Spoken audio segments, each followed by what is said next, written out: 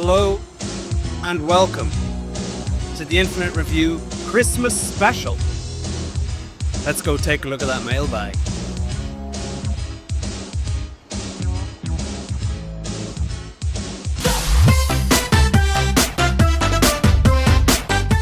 Where would we be without art? Well, we'd be straight into the yearly roundup, and what a loss for culture that would be. So let's take a look at what I've been sent. Oh man, this is just incredible. And now I want to see a dinosaur attacking all my reviews. Imagine a pterodactyl attacked my Edinburgh Fringe video. Oh, I've given myself a fright. Oh look, it's my grandparents' house made out of gingerbread. That's very sweet, and I don't want that pun pardoned. I knew when I dressed as Doctor Who that there was a risk of people drawing me dressed as Doctor Who, so I don't get to complain now. It's funny that Richie's in a 6th Doctor coat because that's what I really wanted him to have in the video, but the budget just couldn't stretch that far. Not at the rate we were going through wine, whipped cream and bullets. Oh, speaking of which, here's one from Gavin.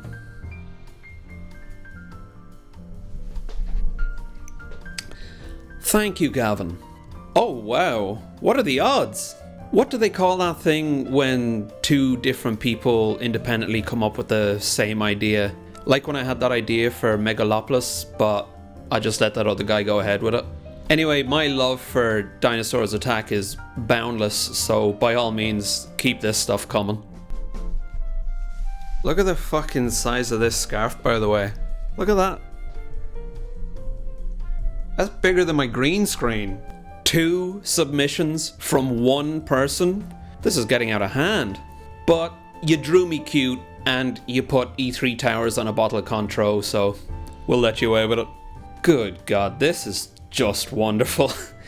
There we all are, recreating our favourite iconic Simpsons moment. As Matt Groening said in the original pitch, the Simpsons are a family that mambo together. Another excellent submission from the far too talented Shenaniganza. Every one of these is funny, so I'll just do this and you can pause on whichever frame you want to fully soak up. Thank you all for your submissions. I'm sorry I don't get to show all of them. Please do share your work on socials so I can retweet or re-skeet them. Is re-skeet the actual word on Blue Sky? I better check that.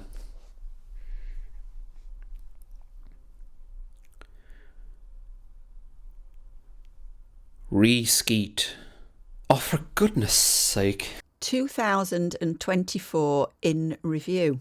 I'm not convinced 2024 is going to make the history books. It really was less of a breaking news and more of an ongoing conflict kind of year. But hey ho, who needs new shite to deal with when you can just keep one long sustained turd on the go?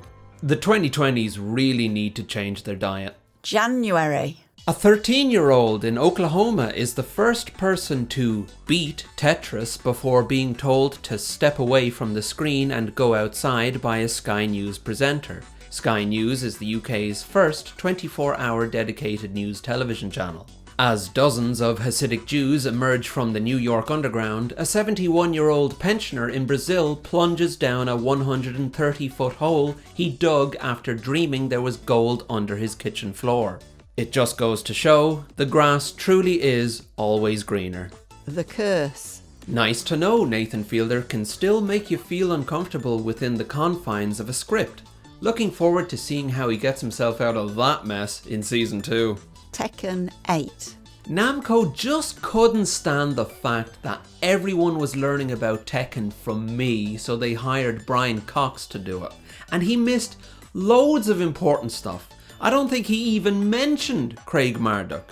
Honestly, pathetic. And I think people could see that. And that's why nobody bought Tekken 8. February. 2024 was a leap year. So, how did you spend your extra day? You can't remember? Just another fucking day in a horseshit life, huh? Well, I gotta say, your attitude stinks. You need to start living in the moment, like the cop who opened fire after hearing an acorn falling out of a tree. He didn't waste his time overthinking every little thing. He grabbed life by the holster, and that's admirable. In Glasgow, an event called Willie's Chocolate Experience leaves every one of its visitors feeling ripped off and or traumatized. But can you call it false advertising? This is the advert that convinced them to spend £45 a head. And who's to say a Mario pipe in the middle of a concrete room isn't Katga Kating? Can you say with absolute certainty that there weren't Karchi tons in that room? Those lollipops looked perfectly exarcerdrate to me. This is me. Now. Jennifer Lopez has somehow managed to make a film so annoying that if Jennifer Lopez asked you to marry her, instead of just saying yes, you'd say, I'm going to regret this, but yes. Helldivers 2. This really stretches the limits of homage, but let's face it, Joe's Apartment was clearly perfect for a video game adaptation, so I'm glad it finally happened. I only wish they'd left the politics in the film without bringing them to the game. The Way. It's a big swing and a big miss, but you have to admire when shite aims this high, like a catapult full of hot tods. March. The EU passes the world's first legal framework for AI, which is a devastating blow for fans of using a city's worth of power to generate a recipe for banana bread that will kill them. If you're still feeling pessimistic about the future, fear not. There's been a major breakthrough on the de-extinction of woolly mammoths. So any day now they'll be back and we can ask them for advice. If anyone knows what not to do, it's woolly mammoths. Meanwhile, in the 2024 Russian presidential election, it's a landslide victory for Vladimir Putin. That's 5 times he's won now, I think. He'll be delighted with that. Nice try, Slutsky. Dune Part 2. The thing about Dune is you can only hide how fucking daft it is for so long, and the Poe-faced mask is beginning to slip here, but that's fine. I say rip it off. Do whatever you want, as long as you keep spectacle like this coming. Ghostbusters Frozen Empire. Ghostbusters Frozen Empire asks the question, what if the Ghostbusters were cold? April. Amazon gives up on their just walk out supermarket system when it turns out hiring 1,000 people in India to be the artificial intelligence calculating just how much bread and milk someone in America has in their basket turns out to be unsustainable. Another reminder that these things aren't going to stop happening because they're shite ideas that will result in a dystopia, but because someone crunches the numbers and decides the dystopia isn't as profitable as they had hoped. And in Ireland, the guy who was Taoiseach only because he formed a coalition with his enemy to stop the party who received the most votes from taking power resigns, making way for a new guy who also didn't win the election, which personally I think is all very cool and good. Nice try, Slutsky. I do wish to propose an alternative in this chamber here today in the name of Deputy Michael Healy-Rae, who has represented Kerry here in this chamber for many, many years, and Kerry on Kerry County Council for many years before that. I believe he is well capable of carrying out the task because he has the understanding of the people, and like myself, he knows what the people need and what they're concerned about. Even last year, Minister Ryan ensured that the loose was painted white, 9 carriages, and advising people not to drink milk. I ask each and every one of you here today, what would we be like if our mothers didn't give us milk when we were growing up and after being born? Baby Reindeer. The honesty and vulnerability. Christ, have I ever said the word vulnerability out loud before? I'm gonna leave this in to show that I too am honest and vulnerable. Sorry, the honesty and vulnerability on display here is astonishing, but I think we need to drop a bowling ball on the heads of anyone whose immediate response to this story about stalking was, I need to find out every single thing about the real people involved. Content warning. It's hard to know how to judge these kinds of games that haven't got much to them, because really it's you and your friends bringing the entertainment, but at the same time they provide a framework for that entertainment. So honestly, it's a 1 out of 10 or a 10 out of 10 depending on how great your friends are. Oh, is he sound? You killed it. 6 out of 10. May. A portal linking Dublin and New York allows people to experience a true human connection in real time across the Atlantic. I saw the portal myself and it was very cool, but seeing a huge crowd on the Dublin side gawping at 1 or 2 New Yorkers who were walking by the portal without interest really did make me feel like we're a bunch of small-time losers. Still, it was funny to hear they're shutting down the portal every single day of its operation. Gainax, the studio originally responsible for producing Neon Genesis Evangelion, files for bankruptcy. Anno emerges to make a statement commenting on Gainax's mishandling of the Evangelion IP before returning to his office to give the official Rei Ayanami rear-view mirror his personal stamp of approval. Scavenger's Reign. Can you imagine making something like this for a company who are happy to delete artists' work if some wanker in a tie says it's worth more as a tax write-off? Not only is Scavenger's Reign a huge accomplishment in the whole animation and storytelling sense, but pulling this off under a system which actively works against making something like this every step of the way? Unbelievable. And are they struggling to get a season 2 despite universal acclaim? Of course they are. Furiosa, a Mad Max saga. Part of me thinks I don't really need to see Gastown, the Bullet Farm, or Furiosa's origin for that matter. All these things that are alluded to in Fury Road and let your imagination do the work. But this is very likely the last time we'll see something Mad Max by George Miller, and I'm not interested in seeing it from anyone else, so fuck it, let's have it all. It's a miracle this exists at all, and if it is the end of the road, then we might as well enjoy a great big all-you-can-eat buffet, even if we didn't really need that third cheesecake. This food analogy. Oh, it's delicious. June. The Boeing Starliner launches on its 8-day mission. See you soon, folks. Oh, what's that? The ship is broken. Excuse me, but Boeing would not jeopardize anyone's safety, so I find that hard to believe. That's a very well made... I just saw the readout now. Yeah, you're going to have to stay up on the International Space Station for 8 months, okay? Jesus, it's a fucking tip. Sit tight. We'll send you up some cable management kits. Back on Earth, a malfunctioning amusement park ride in Portland leaves people stuck upside down for 26 minutes. Shite, eh? Look, June was even worse for interesting news than May was. In fact, it was around about now that the CEO of a major diary printing company started planning the assassination of Donald Trump just so people had something to write about. Inside Out 2. Is it the same film again? It is. But thankfully, Inside Out was such a good movie that doing it again isn't such a bad thing. It's also very funny, and Anxiety is great. I'm so glad children get to leave theatres saying, I love Anxiety. Truly a film for our times. Dale and Dawson Stationery Supplies. Again, how objectively good is this game? Impossible to say, but I certainly did get a lot of laughs out of it. And what's better than a lot of laughs? That's right, the MSM 03C Hygog. July.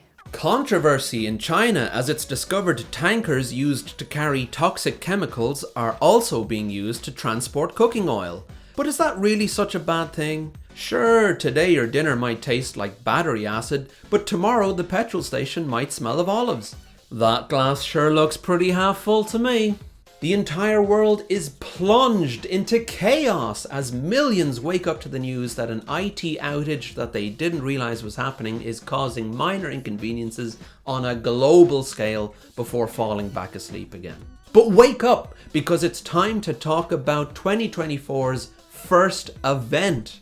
And you know, I saw someone saying, It would have been funny if his head had exploded and splattered all over that "You're Fired" sign in the background, and I just don't know how anyone can find amusement in another one of God's creatures being harmed. But anyway, that's just me. The last good person, I suppose. Long legs. It's great to see something use its influences as a springboard to give us something new, rather than reheating an aesthetic and calling it a day. I liked it. Twisters. Now look, I've never made a big Hollywood movie, and I enjoyed Twisters, I did, but after you have a scene about people surviving the biggest twister ever that could rip buildings out of the ground, don't show someone wearing a fucking hat. August. Ukraine go on the offensive as every chip shop owner who painted their shutters blue and yellow consider quietly reverting to a classic, reliable grey. In Arizona, a Wells Fargo employee is found dead at her desk after 4 days. The company eagerly awaits the coroner's report, which will let them know at exactly what moment they should begin docking her pay. Deadlock. I think I can call this an August release, even though it's not out yet. Deadlock seems to be a great game, but right away I can tell this was made for people to go all in on. And even if I dedicated 24 hours a day to it, someone else will have found a way to dedicate 25 hours a day to it. So I'm probably going to leave it to them. Game's not even out and I've already fallen behind. September. Outrage as people discover a bike shelter at Leinster House cost €336,000. Very easy to criticise, but are the bikes sheltered? Well, as long as you don't have wind and rain at the same time, pretty much, yeah. Within a month, I think the taxpayer will see the benefit of having a government with dry bicycles. Meanwhile, in California, Governor Newsom seeks to harness the power of AI to address homelessness. And it works. Every homeless person in California now owns a JPEG of a house with tits. And during the Singapore Grand Prix, commentators realise live on air that lizards are more entertaining to watch than Formula 1. I tell you what, he's got a purposeful stroll, but when he wants to get a shift on, look at that! Look at the pace of that! Daniel Ricciardo's smiling, and I'm not surprised. Concord. I'm going to get a job in the industry as a guy they can ask, should we make a hero shooter? So I can ask them, will the people who play Overwatch want to play your hero shooter instead of Overwatch? And then they say no, and I say, well, there you go. And they say, thank you, Owen, you just saved us $400 million. And I say, wrong again, because that's my fee. But then you didn't save us any money. True, but I did save you 8 years of development time. Funny. UFO 50. If I'm completely honest with myself, there's probably only 10 or so games in this that I'll return to, but as they say, they only need to be lucky once. It's not very sporting of Pilot Quest to take advantage of one's mental problems to encourage more playtime, but hey, that's gaming. And when you strip it all down to the basics, but still have games that work this well, it's a great reminder. This is what it's all about. Astro Bot. I believe Team Asobi have it in them to create a legend, and I think it's sad that they probably won't get a chance to. Imagine they could make a game that didn't have to be about a PlayStation 5, where the coins didn't have the PlayStation logo on them, and the challenge stages didn't have to be themed on the triangle button. When people call Astrobot a great game, they're right. And when people describe Astrobot as 10 hours inside a mausoleum, they're right too. Judero. How often do you get to recommend a video game saying, I guarantee you haven't played something like this before? It's been a few months now since I played it, and I still think about what an ambitious, unique, thoughtful, funny, beautiful game this is. And it's my game of the year. October. Spooky season kicks off with some ghoulish portents to a major war, but even more terrifying, a bone-chilling 2% rise in oil costs. Oh, and sorry, but the bike shelter at Leinster House did not prove to aid the taxpayer even a little bit, unfortunately. A leak at Game Freak reveals a frankly astonishing number of documents that begin with the words, "In the past, the boundaries between humans and Pokemon were blurred." Just how often can you pitch humans and Pokemon having children together before someone tells you to clear your desk? Officially, we can now say at least 9 times. Super Mario Party Jamboree. I like that they've included an optional, merit-based gameplay style, rightly predicting that people would rather choose to partake in an unfair system in the hopes that fate favors them and leaves everyone else punching the walls in righteous anger. Do you really want to win Mario Party in a world where the other players say, "Fair enough," instead of, "This is the greatest injustice of the modern day," and fling their Joy-Cons out the window? Exactly. Hellboy, The Crooked Man. They say you can make a good film on your phone these days, and it turns out they're wrong. Venom, The Last Dance. I bought this pen on the way in to see the movie when I should have been checking how many people were buying the pen after the movie. Web phishing. You could call this a glorified chat room, but what's kind of magic about it is how little chatting goes on. You're just enjoying the quiet as you fish, but enjoying the quiet with others. It's nice. And you make your own animal, of course. This is mine. His name is Goldie Eye, and you can do whatever you like with that. November. An episode of Doodle Girl I wrote airs on RTE, corrupting an entire generation of Ireland's youth. All episodes are now available to stream on the RTE player. Can that be accessed outside Ireland? I have no idea. I'm not a geologist. Support Doodle Girl and Studio Mala. Studio Mala, they've got hats. You can't say they don't have hats. You know what? It's a quiet month. There's no big news. Let's check in on The Line.